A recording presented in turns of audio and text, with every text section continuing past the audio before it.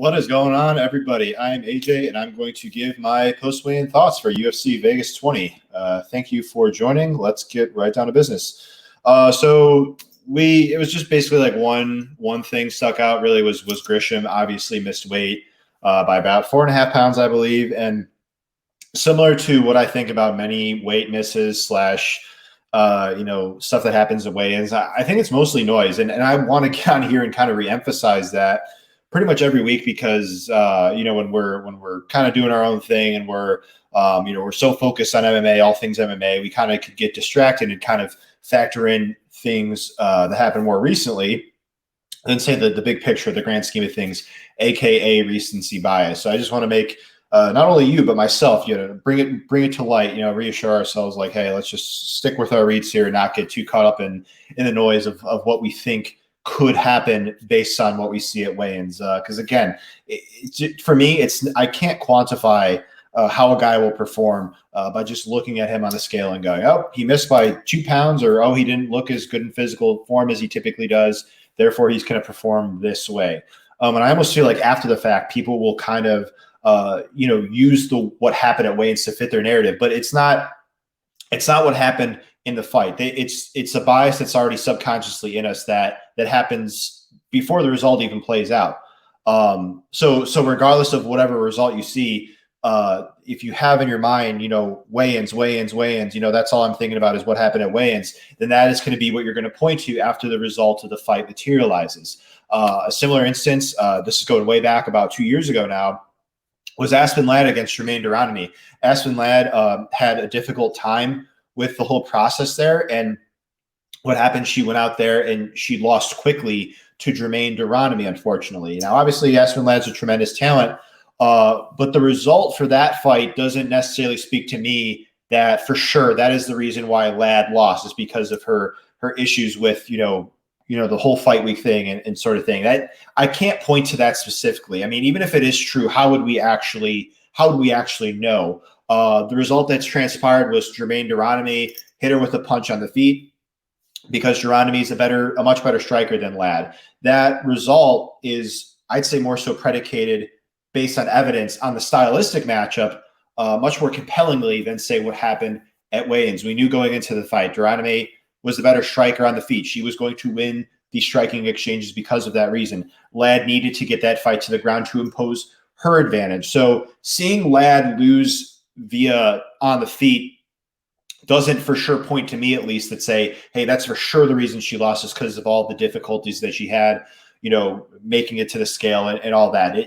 She lost on the feet to a woman who was a better striker than her, and Duranami is an excellent technical striker. So when we're looking at the stylistic matchup of fight, to me, it's always much more compelling to look at that than say what happened at weigh-ins or what somebody said in an interview, because you could actually quantify the stylistic matchup. You could actually rely on your eyes. You could measure that. We have evidence to back it up. Whereas with weigh-ins and interviews, it's just like it's kind of just noise, right? How do we actually know that what we see right here or what somebody says right there, that's going to impact the result of the fight? We don't. At least I don't think so. Maybe you do. Let me know on your secret if you do so choose. But we had this sort of thing last week with Gordon and Vieira, right? And we had different results. They both missed weight, and Gordon won a clear decision, and Vieira lost. And it was a very close fight with Vieira. But for me to go in hindsight and go, oh well, Gordon beat Chavez because he missed weight. He had a weight advantage. How do we know that Gordon didn't beat him just because he was the better fighter? I mean, how can we actually point to the fact that, it's the weight cut? I'm trying to entertain the idea that there are more than one thing. There's more than one thing going on rather than just what somebody says in an interview or a weigh-in. I think that the most compelling thing to me that I found success during research is always looking at the stylistic matchup, doing the homework. It would be pure laziness of me to not factor in what I see on tape, what the numbers tell me, what my notes tell me, rather than, I need to prioritize that over what I see at weigh-ins. Okay, because we saw Gordon go out there, win a clear-cut decision. Again, was it because of the weight miss? I suppose it's possible, but again, how can we for sure say that trumps the fact that Gordon might have just been the much better fighter than Chavez, right? Same thing with Caitlin Vieira and Yana Kunitskaya. The fight was very competitive. And again, regardless of who you scored it for. I mean, you could definitely, the argument's there that that fight played out a lot more competitively than the odds indicated. And again, Vieira fought well. You know, she definitely had her moments. She was controlling the grappling, but for me to look in hindsight and go, well, oh, Vieira lost to Yana because you know, because of the weight. I mean, she kind of just got out hustled, if you ask me. So yeah, I mean, that's just me just being honest with myself. And maybe I'm completely wrong on this. I mean, I don't know the exact reason why, but I do have evidence to back this sort of opinion that I share from what I see on tape, from what I see live, that sort of thing, rather than, you know, just trying to quantify intangibles that I can't quantify, right? So again, it's mostly noise, and I love getting on here and talking about you guys, but I want to just reassure us that, hey, bring this to light. Let's factor in the big picture here. Let's not just look at one little detail of a big fight going on and say this is exactly what's going to happen because of this small detail that happened. That is just such a minuscule part of the macro that is the fight, right? And so with Grisham and Jacoby, it doesn't change my opinion of the stylistic matchup at all. It doesn't. I think it's going to take place on the feet. Where I favor Jacoby, again, I'm not betting him. I think he probably wins. I think his volume is a bit better. I think he's a bit better of a kickboxer, and that should be enough for him to win. I don't want to go in hindsight and go, well, oh, Jacoby beat Grisham because you know, Grisham missed weight, he wasn't disciplined or whatever narrative I would want to fit my argument in that scenario. Or if Grisham beats Jacoby, I don't want to say, well, oh, Grisham beat Jacoby because he had a weight advantage. To me, it just, again, it's hard to quantify that sort of thing. Look at what we could point to as evidence to back our claim, rather than theory, right? Rather than you know, just purely speculation without any evidence to back it up, without any data. That's the way that I found success to play this game. Don't get me wrong; it's nice to have optimism about, you know, things such as like fighters improving, you know, being young, training at good camps. You know, we got Thiago Moises, we got Alexander Hernandez, two excellent prospects, if you ask me, in their 20s. They're only going to get better, and I think that projection is gonna materialize here as we see their careers progress. But in terms of you know, measurables, that is the thing that I want to place the most emphasis on. UFCstats.com, UFC Fight Pass, YouTube. Note taking. I mean, I can't say it enough. Note taking is so valuable. I mean, not everybody wants to do it because they don't think it's the most sexy thing to do. I love taking notes. You know, I could take notes, and I save myself so much more time than sitting down and watching tape, because I could point back to the notes, watch one or two fights of these fighters, and then go on with my day. You know, it's just, you're so much more efficient if you take these sort of steps. But you know, not all the time are we organized. Not all the time do we know exactly what we want to do. But I want to get on here and lay out the steps as to what exactly needs to be done, what we should be focusing on, rather than all this noise, this, you know, just this sort of kind of nonsense, to be honest with you. What can we actually point to that backs our claim, rather than just, you know, clinging to something somewhat random and just, you know, hoping that it's going to materialize. We need to, you know, we need to back something up with faith, right? For it to materialize. That's the best way for it to come to fruition, at least from what I've found. So with this card, I think it's a good card from top to bottom. I'm really looking forward to it. All my bets are settled. I'm not going to add any more. I did mention prior that I considered Lawrence. I'm passing on him, though. I want to see how he actually looks in a UFC octagon. I had the same thought process with Ramazan Nurmagomedov. I want to see what the guy looks like inside the octagon. And at the end of the day, I got to be okay with it. You know, I just got off of a podcast, Fair Play Podcast with Z. Shout out to Rockstar Z. Give him a follow on Twitter if you don't already. Also give Sparring with Reality a follow if you don't already. He was the other guest on the show. We were just talking about how what were we talking about? You know, just these fighters on this card. You know, it's just we can't let the recency bias. You know, you know, who's the better fighter here? That's who we should be predicting to win these fights. You know, Cyril Gane against Jairzinho Rozenstruik.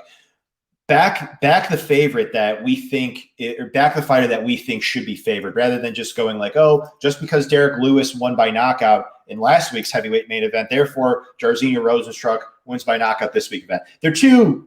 The events are not contingent. People act like the events could sometimes be contingent. They're not. How could we know that? You know, if Rozenstruik goes out there and knocks out Gane, is it going to be because Lewis knocked out Blades the week before?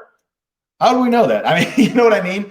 So it's again, it's theory. Yeah, we know Rosenstruck can win by knockout, but who wins the fight more often than not? I personally feel like Gane is the better fighter. I think he's the rightful favorite, and he should win. I mean, I think he wins this fight more often than not. I don't care if I'm wrong on this. This is what my read tells me. This is what this is who I think is rightfully favored. I think Vegas got it right. He should be a solid favorite. He's a better striker. I think the grappling path is there for him as well. And same thing with Ankalaev, right? You know, we've actually seen some line movement here with actually Krylov. People are betting on Krylov here.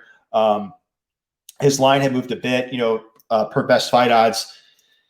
And yeah, I mean, I get it. Again, you can mount an argument for anybody really in theory when you're betting a fight, but I want to look at the big picture. Who do I think wins the aggregate of the exchanges? Who's the better technical fighter in the fight? Those are the fighters that I look to back. And that's why I'm backing Ankalaev. That's why I'm not only backing him to win, but also backing him as a bet, right? And so I got to look in the mirror and be okay with those decisions that I make at the end of the day, and I am. And then same thing with my other bet on this card in Montana De La Rosa. I try to look at angles to why somebody would make Buena Silva the favorite. And personally, I think that Montana De La Rosa should be favored here due to her advantage. I think she's a better technical fighter on the feet and on the ground. I think that cardio-wise, she could compete with Buena Silva there. I think she's tough enough and defensively sound enough to avoid sort of any guard subs on the ground more often than not and avoid a knockout shot on the feet. I tend to favor the fighter that I think is the aggregate minute winner. And that was my logic for backing Grasso against Barber, is because I think Barber needed a moment to kind of maybe knock out Grasso, a woman who has never been knocked out in a pro MMA career. So again, when we're weighing all these outcomes, that's what I like to invest in. What is most likely to happen? And do I see value in that outcome? And if so, yes, I bet it. I don't bet fighters just to, you know, okay, maybe this hits, you know, and just pulled it out of my ass. No, I mean, like, I want to back it with conviction. Why do I like this bet? If I just got on Twitter and been like, oh, you know, I think this guy wins by knockout. Okay, everybody would be like, why? You know, why does this guy win by knockout? Because, you know, they could look at my bet in hindsight and go, well, even a broken clock is right twice a day, right?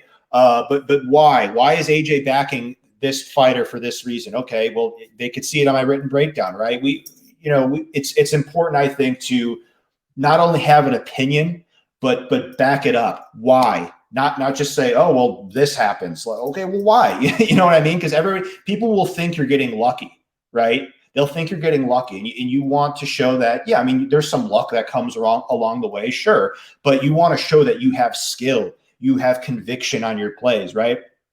Not just, oh, let me just throw something out there and maybe it hits. That's kind of a more fear-based approach, in my opinion, where they say in human nature, we do things out of love or out of fear, right? And I personally would prefer to do things out of love as most often as I can. So yeah, that's part of the reason why I back the more technical fighter, the fighter that I think wins the aggregate of the exchanges, not just the fighter that I think needs a moment. And yeah, that does happen. We saw Lewis need a moment against Curtis Blades, and he got it despite losing the fight up until then. It happens, but what happens more often than not? What happens over the long haul? Does that sort of outcome happen 10 times out of 10? I mean, I get it could. It's possible. Anything's possible. And I'm an open-minded thinker. But going into that fight, I do generally think that Blades was rightfully a big favorite, and we saw it. I mean, he was winning that fight up until he wasn't. That's Lewis's MO when he typically wins. He loses. He kind of loses early on, and then he'll come back and win, right? With like a knockout shot because he's got so much power and so much heart, right? But it could get really, really discouraging. And I've been there in the past many times. This is not me saying that I'm immune to it. I'm just trying to talk from experience. It could get really discouraging to have so much conviction on a play and it fall through. You know, it doesn't work out. But I don't get too hung up on the losses. And why? I don't get too emotional in this game. And that's just me being completely honest. I do my homework, I do my research, but I treat this game as if it's an investment, essentially. I'm investing my time, I'm investing my focus, and I'm okay with the decisions that I make at the end of the day. And I'm essentially surrendered to them because once I place my bet, I'm like, okay, that is money that is out there, and let's see what happens. I don't get too emotionally attached. I move on to the next thing. And I feel like that was something that I had issues with in the past.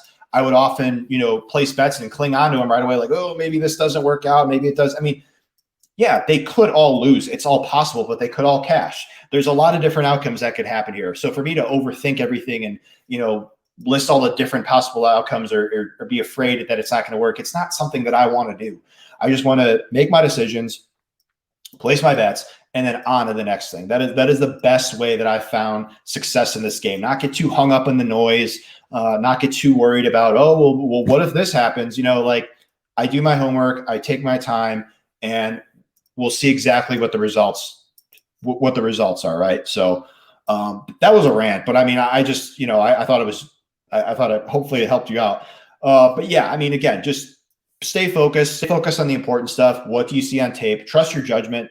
That is huge. That is something that I wrote up in my handicapping principles article that I put out to shout out to RotoWire for doing that. Just trust your own judgment. Something we all possess a unique perspective, yet we don't always exercise it to our fullest potential. Sometimes we could get hung up on what other people are doing. We want to agree with the masses because we don't want to look dumb when they're right and we're wrong, right?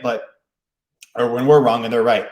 But it's one of those things. It's like I'm not afraid of being wrong because let's say, for instance, like you're on some big underdog and you're able to back it up. Like why this underdog should be favored. You're on I don't know, just like, let's just pretend like you had a bet on Derek Lewis, but you actually mounted a good argument to like why he was going to win. The counter was going to be there for him. You noticed a consistent level change with Derek Lewis. Like he always, feints and then level changes here. And, Lewis always looks for that uppercut, some kind of technical analysis to back up why you were on a certain side. That is tremendously respectable. Respectable. I mean, people will look at that and go, wow. I mean, yeah, there's definitely some skill there that this guy has. Rather than just going, oh, I think he could win by knockout. Again, the why is always important. Go back to that, back it up. Not just get on there and go, oh, well, I think this guy could win by knockout. Everybody's going to want to know why. Otherwise, they'll just think you're getting lucky. And that's just me being completely honest. And that's me trying to be helpful to you, try and, push you to try new things and try and do that. Because again, there's plenty of write-ups that I've done where I do a long write-up and I end up being wrong, but I got to put myself in a position to win, right? I got to be able to be okay with it at the end of the day. Because if you're able to form a solid argument to why you're placing a bet, you put more confidence in yourself. You put more confidence in your bet. And maybe you're right, maybe you're wrong, but at the end of the day, you're putting yourself in a much better position to win than say you would be if you couldn't back something up that you were doing with a solid argument. That's all I'm saying. So I know I got on here to kind of talk about post weigh-in thoughts, but I kind of get out on a little bit of a rant talking about some other stuff. But I really appreciate you guys' time. If you guys don't already, you can feel free to follow me on Twitter at AJ_SCHULLO. You could give this video a thumbs up, a like. Feel free to give this channel a subscribe, and feel free to leave a comment below. Love to hear you guys' thoughts. Was this helpful? Was this not helpful? I like to do this sort of thing on the reg.